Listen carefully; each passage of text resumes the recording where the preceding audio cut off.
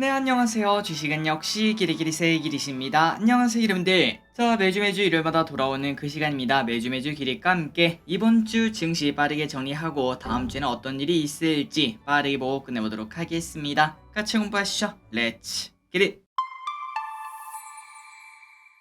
자, 일단 주말 사이 뉴스 한번 보도록 하겠습니다. 카눈이라는 태풍이 오고 있다고 합니다. 10일쯤에 상륙을 해서 그래서 11일까지 많은 비와 강한 바람이 있을 예정이라고 합니다. 그러니까 이번 주 주중에는 비도 오고 조금 날씨가 안 좋을 것 같은데 기름분들은 참고하셔서 어떤 계획을 짜시면 될 것 같습니다. 그리고 다음입니다. 초전도체 여기에 대해서 지속적으로 많은 소식이 나오고 있습니다. 된다 안 된다 이런 얘기가 많은데 일단은 뭔가가 뚜렷하게 이게 맞다 아니다 그런 얘기가 나오려면은 아무리 빨라도 8월 말 그러니까 한 2주에서 3주 정도는 걸린다고 합니다. 그 사이에 변동이 정말 클 것을 우리가 또 생각을 해볼 수 있겠네요. 그리고 이번 주 증시 보도록 하겠습니다. 코스피는 0.2% 하락, 그리고 삼전이 아쉽죠. 7만원을 깨고 내려가 68,300원까지 내려갔습니다. 다만 코스닥은 이번 주는 조금 오르는 모습을 나타냈고 이 와중에 매도는 어땠나 봤더니 외국인의 매도가 지속적으로 나타나고 있습니다. 그리고 연기금도 하루가 멀다 하고 1,000억원씩 던지는 걸 확인할 수 있는데 이런 분위기는 당연히 안 좋다라고 볼 수 있겠죠. 자, 그렇다면 외국인이 이렇게 파는 이유가 뭘까? 당연히 환율을 들 수 있습니다. 떨어지던 환율이 다시 또 올라가고 있으며 어느덧 1,308원까지 올라왔죠. 그런데 지속적으로 환율은 하락하고 있다는 거 우리가 알고 있고 그리고 지금 미국에서 다른 리스크나 그런 게 나타나지 않기 때문에 결국은 다시 꺾여서 떨어질 것을 예상을 해볼 수 있고 그러면 어떻게 될까요? 당연히 외국인의 매수를 기대를 해볼 수 있을 것 같습니다. 다음 주, 다다음 주 기대해 보도록 할게요.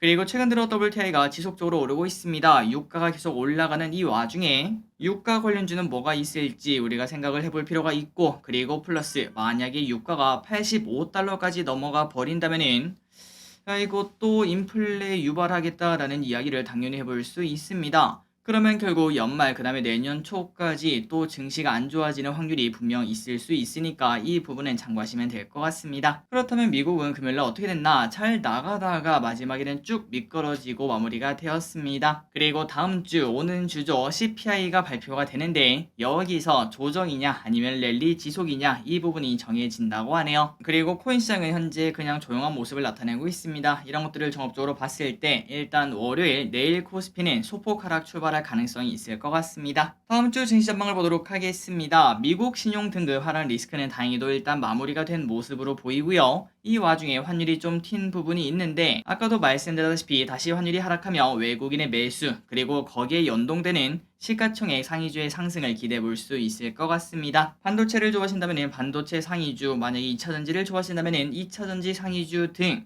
혹은 바이오도 그 대상이 될 수 있겠죠. 그런 것들을 챙겨보시면 좋을 것 같네요. 개인적으로는 아마도 8월달 코스피 2700 한번 확인해 주지 않겠나 라는 생각을 하고 있는데 물론 저 기릿이 이렇게 다 맞출 수는 없겠지만 그래도 이번에는 맞아서 증시가 좋았으면 좋겠습니다. 그리고 이번 주 뭔가 증시에 많은 일이 있었는데 이 와중에 강한 섹터가 뭔가 봤더니 초전도체가 매우 강했고요. 물론 금요일날 많이 하락했지만 여전히 변동성이 클 걸 예상을 해볼 수 있습니다. 그리고 로봇 AI가 조용히 계속 올라가고 있어요. 이제 몇몇 친구들은 신고가까지 내고 있는데 매번 말씀드리지만 에코프로 친구들이 올라갔던 그 흐름을 그대로 타고 있기 때문에 더 갈 수 있을지 고민을 꼭 해보시기 바랍니다. 그리고 코로나 관련주가 좋았으며 웹툰 관련주가 금요일날 좋은 흐름을 나타냈습니다. 연속성이 나올지 보도록 하고 그 반면 이번 주에 약했던 섹터가 뭔가 봤더니 반도체, 2차전지, 자동차 부품 이쪽이 많이 약했습니다. 그런데 좋은 종목이라면 빠진 만큼 강하게 반등할 수도 있겠죠. 한번 반등이 나올지 보도록 할게요. 마지막으로 이제 오는 주에 발되는 일정은 CPI 발표, 옵션 만기일 등이 있으니까 이런 부분 체크하시고 이번 주도 부자 되는 한 주 되었으면 좋겠습니다.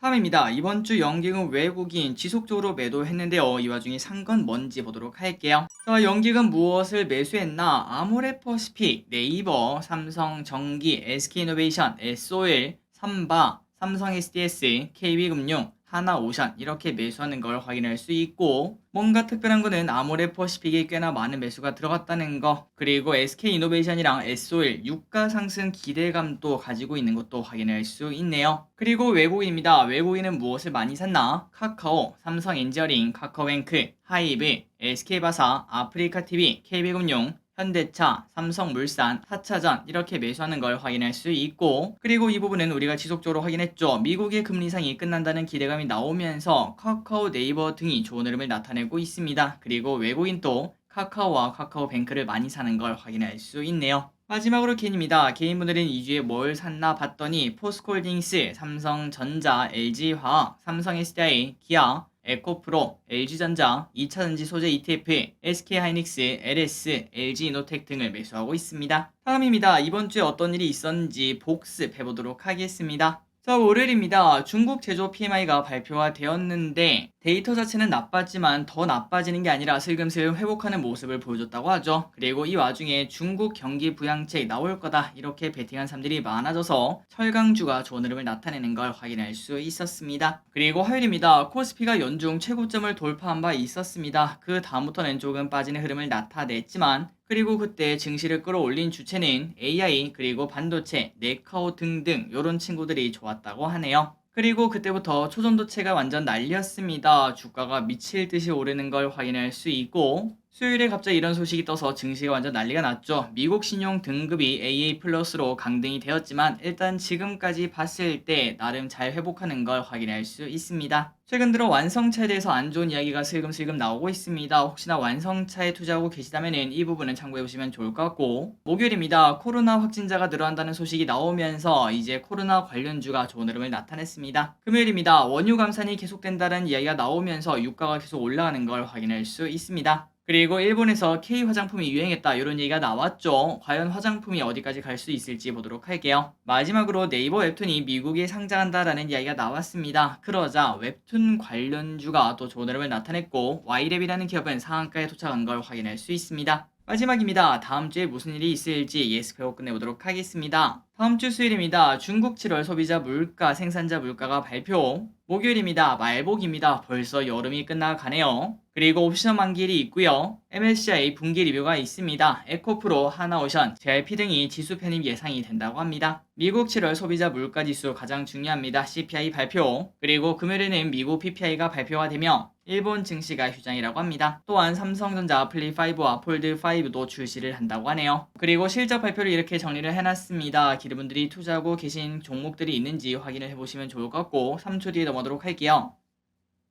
그리고 그 다음 주에는 오스테 임플란트 상장 폐지, 광복절 FMC 의사록 공개 등 여러가지 소식이 있는 것도 확인할 수 있습니다. 마지막으로 달력을 보고 끝내보도록 하겠습니다. 위에는 청약이 있고 밑에는 실적 발표가 있으니까 참고하시고 3초 뒤에 넘어가도록 할게요. 자, 오늘의 공부 여기까지 끝났습니다. 오늘까지 잘 마무리하시고 내일부터도 또 화이팅 하시기 바랍니다. 지금까지 기시였습니다. 빠이요.